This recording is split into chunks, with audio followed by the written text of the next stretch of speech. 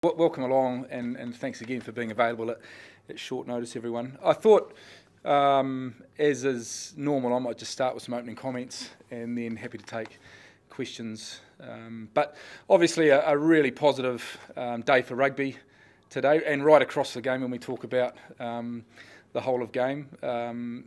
It's been no secret that there's been significant challenges working through COVID and since the start of the year, and that's impacted at all levels of the game, from community level right through into our semi-professional and professional games. So delighted that we've got some opportunity now for our community rugby programs to hopefully get off the ground very, very soon, right across all the provincial unions in New Zealand.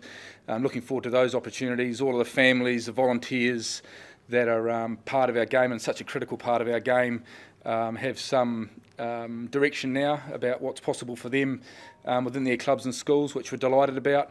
And we're obviously thrilled for our Super Rugby clubs, and also delighted for our fans as well, who have also been impacted through this time with the inability to attend games. So delighted to think that we can have people back in stadiums very, very quickly.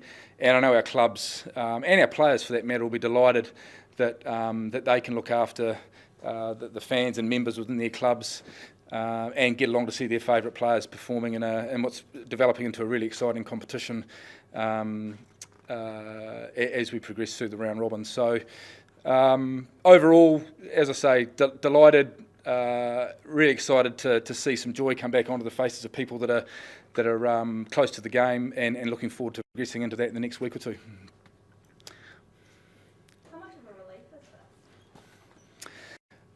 Oh, I think it's a massive relief for the entire game. But we've always worked alongside government and all the appropriate agencies over the last few months as it's related to Omicron. Been certainly shared our views around the challenges and the hope that we might have had some relaxation of the protocols to allow us to move into the space we're about to. And just delighted that that's come about now at a critical time for the game, especially in our professional ranks, so that we're able to see some of that revenue begin to flow back into the game, hopefully. And like I said earlier, for our fans to be able to re-engage in the game in real life stadium as well. So that's obviously critically important. We've talked about the challenges that we believe some of the restrictions have meant on the community level of the game, and the mental and physical well-being of people throughout New Zealand. And so for them to be able to re-engage in the game in a more normal manner is hugely exciting as well. And just nice to be back, having people with a smile on their face again, hopefully getting back into training environments, having some fun. And how close were or are some of those super teams to falling over financially? Oh, look, we've been really clear for some time now that we're in a very challenging space around our clubs, and we're seeking to constantly support them and work with them in understanding the circumstances in which they find themselves.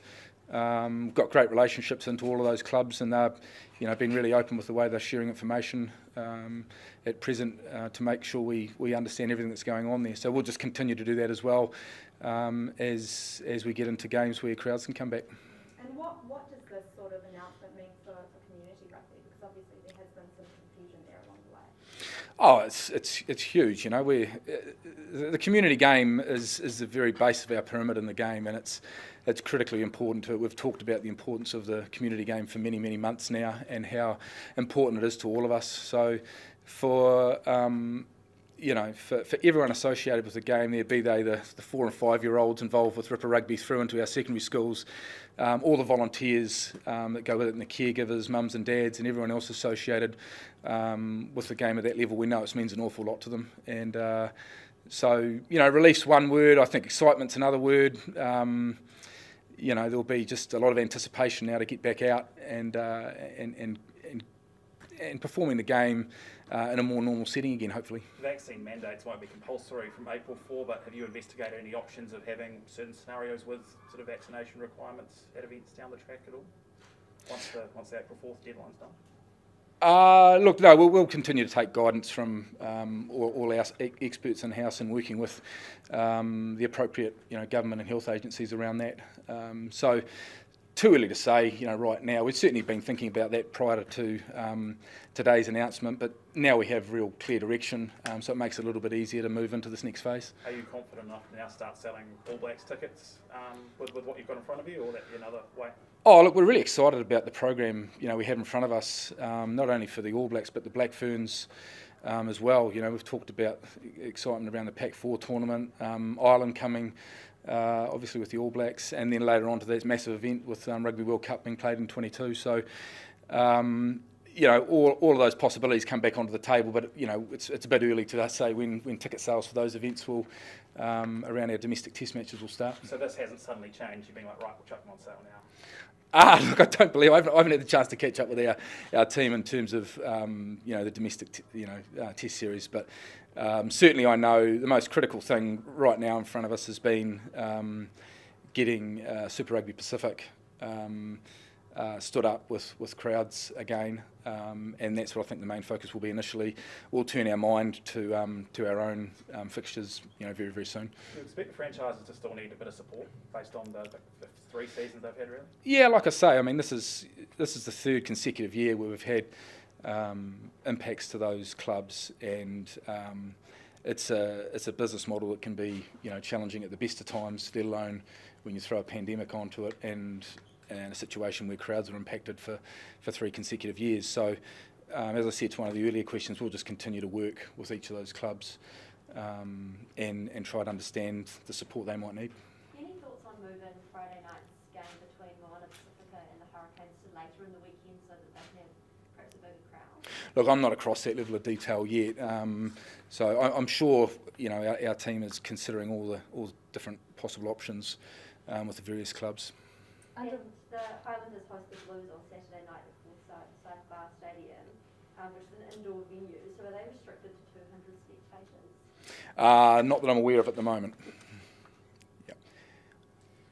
Last weekend, just one Super Rugby game was played in New Zealand. Although postponed games have been rescheduled, some for midweek dates, has broadcaster Sky been allowed to reduce payments to New Zealand Rugby for the delayed product? Look, we haven't had any of those conversations yet, Zoe, so they're a fantastic partner, Sky. We've been working really closely with them all the way through, as we've had changes and interruptions, and we'll continue to do that. And do you regret not having the SRP teams in Queenstown bubble for a longer period? Look, that was a judgment call at the time. We wanted to get the competition up off the ground and believe we needed to do that. There was always a plan to transition back in and around the time frame we did, and it's a very fine balancing act. That Highlanders game, will you have to locate it to something like Rugby Park in Invercargill, or will it go ahead indoors? Oh, look, my understanding at the moment is it is going ahead, but I'm not across all the detail of that from earlier today. In regards to community rugby, earlier in February, New Zealand Rugby announced their new framework under the COVID protocols, including offering modified games, including 10s and 7s. Is that going to be still possible now that everything has changed in regards to mandates?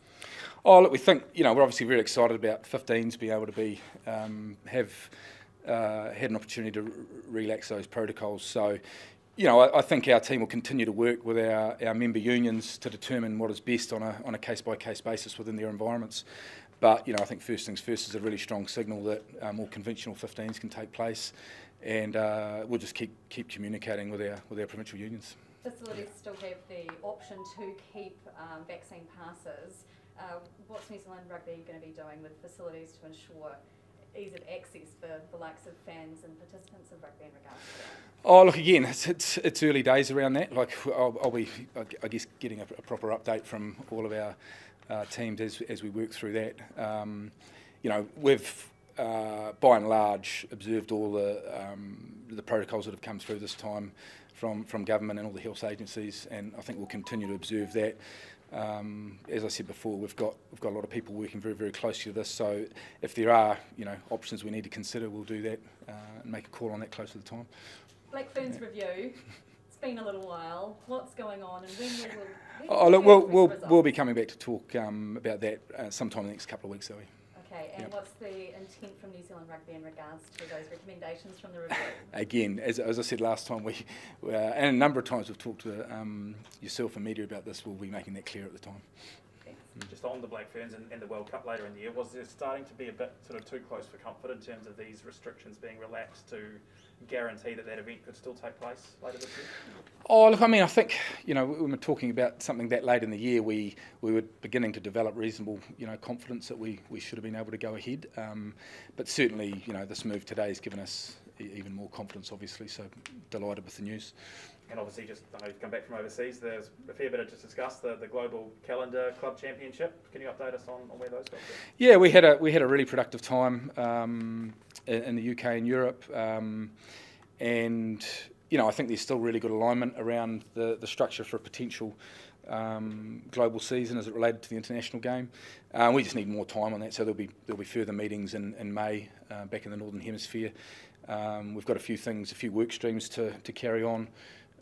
Deliberating over, some of the important issues that are sitting within all those work streams, and we look forward to getting back around the table with our colleagues in the Northern Hemisphere pretty soon. Could this be the year we finally see some sort of decisions around it? Oh, look, we've always said there's been a great degree of collaboration. I mean, COVID has given us pause to think differently and step back from a lot of the traditional issues we've seen around a global calendar and have a broader think about it, and those conversations are still going pretty well.